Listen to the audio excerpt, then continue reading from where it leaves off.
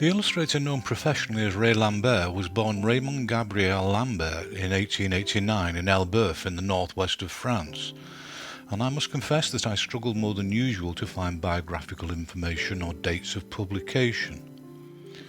In his teens he enrolled in the School of Fine Arts in Rouen, and in 1909 was awarded a scholarship to study in Paris at the School of Decorative Arts. But he then joined the army for a total of 9 years, including the years of the Great War, in which he was injured but survived.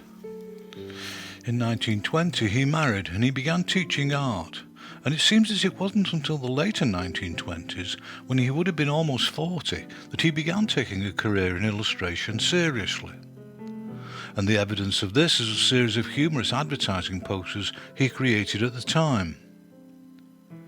But by 1930 he'd also begun illustrating books for children, and this would soon come to dominate his career to the exclusion of anything else for the rest of his life. Much of the book illustration he created throughout the decade was line only, with the occasional foray into simple but effective use of duotone. I don't know for sure, but they look like they were inked using a brush with pen for the finer details.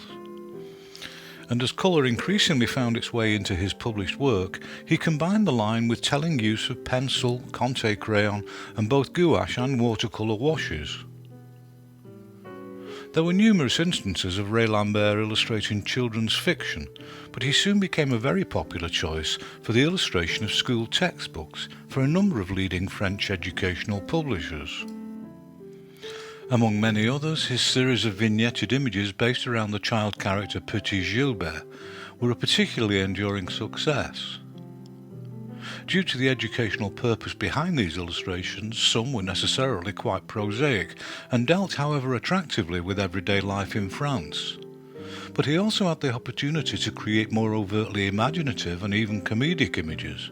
He was particularly adept with anthropomorphic animals, and many appealing examples of this talent can be found.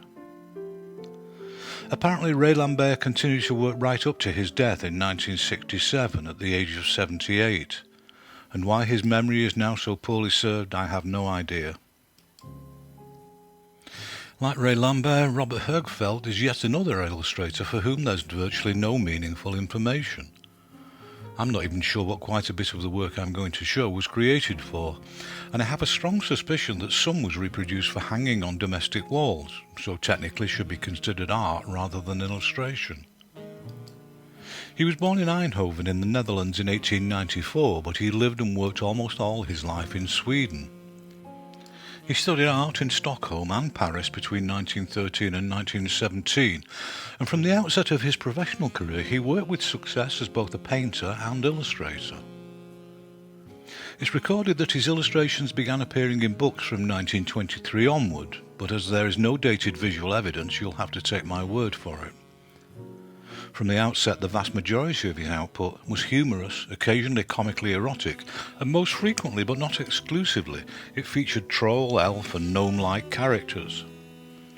In terms of his working method, he most frequently employed particularly fine descriptive pen and ink line and watercolour washes, although on occasion some of his actual paintings were created in oils. Surprisingly, given its crucial role in his work, there are only a handful of line-only examples to be found. As early as 1937 his work was being collected and reprinted in albums. The first of these was a Högfeldt book, and a year later he published Happy Family Life. Both proved popular and others were published with success up to the end of his life. In 1941 the children's story written by Per Rundquist, Solo in the Negro Village, was published. It's now considered somewhat of an embarrassment in Sweden, and however well-intentioned and good-natured at the time, these comic depictions of tribal African life are of course no longer in print. Only a year later he followed the great success of this book with the humorous book Animals and Beasts, for which I've unfortunately found next to no evidence. And sadly the same is true for his illustrated Alice in Wonderland and Through the Looking Glass, published in 1945. But even the small number of images I've found show that his was a visually distinctive and quirky edition, and among them there is a single tantalising marvellous example of his monochrome penwork too. In 1947 he also published an edition of Gulliver's Travels by Jonathan Swift, but there is even less to show for that publication. As I mentioned earlier, among other recurring themes in both his art and illustration, he also enjoyed combining the comic and erotic, and he created many examples of naked women being observed by lustful male characters, which were more than likely sold as reproductions. And other than the solitary rare example of an advertising poster he created, and a couple of images which seem to be from the Tales of Hans Andersen, although I can find no trace of such a book, there are a range of playful and exceptionally absorbing images created for purposes I can't shed any light on. The last published portfolio of his drawings and paintings, the great Högfeldt book, was published in 1982, and all I can add is that he died in 1986 in Stockholm when he was 92 years old. Eileen Mayer was born in England in 1906, but went on to have a highly successful career in both Australia and New Zealand, as well as her country of birth. She's recorded as having attended the Slade School of Art, Central School of Art and the Chelsea Polytechnic, and in her years of study she became adept with a wide range of media, particularly woodcuts, lithography, silkscreen and painting with tempera. The early evidence of professional illustration work I've been able to find is from 1928, when she would surely still have been at one art school or another. This was Serge Liffard, 16 drawings in black and white, and in 1930s she illustrated Cyril Beaumont's book of verse titled Toys.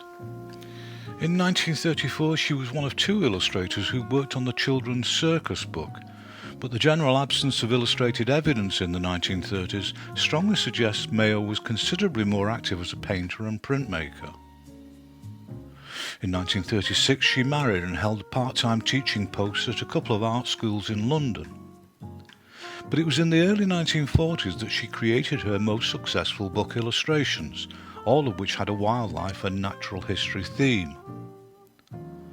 1944's Nature's ABC began this run of published work, with pages which artfully incorporated the illustrated material with the relevant text mimicking medieval illumination.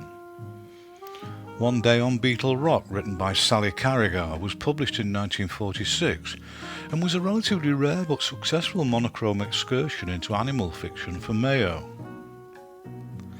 The Story of Living Things and Their Evolution, published in 1948, was a significant achievement for her as both author and illustrator, and this book featured an astonishing array of diverse imaginative page layouts and visually absorbing double-page spreads printed in full colour. And her book Animals on the Farm was published 3 years later in 1951, and this book also contained many detailed and highly rendered painted images arranged in the main across double pages incorporating the text. Her marriage ended in 1952, at which point she emigrated to Australia, and there, in addition to teaching at the National Art School in Sydney, she continued to create her own work as both art and illustration. Her collection Best Cat Stories was published in 1953, and in addition to her ongoing teaching and illustration, she continued to work as an artist with popular and critical success. Between 1959 and 1962 she designed an extensive series of Australian wildlife-themed postage stamps, and around the same time she created a series of posters to promote tourism from other countries and within Australia itself. This astonishingly attractive series of colour images has proven to be among her most enduring work and can still be bought purely to hang as decoration. In 1962 she moved to New Zealand and taught at the University of Canterbury in Christchurch. And although in later life she had some serious health problems affecting her mobility, she continued making limited edition screen prints. Eileen Mayer was created a Dame Commander of the Order of the British Empire in the 1994 New Year's Honours List, just 1 week before her death at the age of 87. The memory of author and illustrator Nicolas Bentley has now faded dramatically, but in his time he was quite well known and popular with the British public.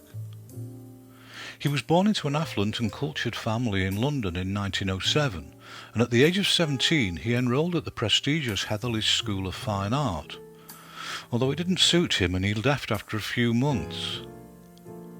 This was followed by a prolonged period of moving from one unsuitable job to the next, until the later 1920s, when he was employed in the publicity department of Shell Oil.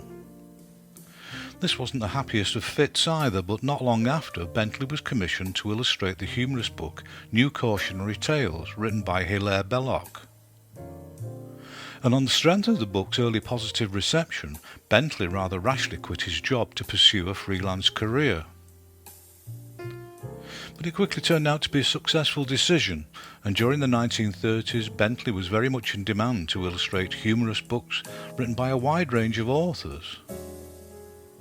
At this stage virtually all his work was line only, and the few seemingly casual pen and ink lines he employed in the creation of his comical illustrations were highly descriptive, and he had no need of hatching to enhance what were already visually satisfying expressive images. As well as his work for others, he also published his own humorous collections and recollections, such as Ballet-Hoo and Le Sport in 1937. And it was volumes such as these which brought him his greatest success. As with many cartoon stylists, Bentley was never particularly interested in the possibilities of colour work, but he did produce a modest amount intermittently throughout his career, and when he did, it was frequently applied flat at printing or painted almost flat with watercolours added to the line. Possibly his biggest success from this period was his light comic visualisation of T.S. Eliot's Old Possum's Book of Practical Cats, published in 1940. Although he'd previously demonstrated no such ambition, in 1944 Bentley illustrated the children's book In the Land of the Thinses, written by Dorothy Ann Lovell, and the colour images he created bore only passing resemblance to his usual output, with very sparing use of line and large areas of flat colour. After the war he continued to illustrate popular books such as 1946's How to Be an Alien, written by George Mikesh. This proved to be a successful pairing of author and illustrator, and they collaborated on several more How to Be books in coming years. From 1950 he also worked as the editorial director for several of London's publishing houses, so his later years were not quite as prolific in illustration. Nevertheless, he continued to write and illustrate, and his light-hearted humour appeared regularly in several British magazines. And starting in 1959 he created a series of book covers, most but not all in line only, for Penguin paperback books. He retired in the early 1970s, and following a highly successful career, Nicolas Bentley died at his home in Somerset in 1978 at the age of 71. And that's it for another instalment, and hopefully we'll meet again when the next one's ready.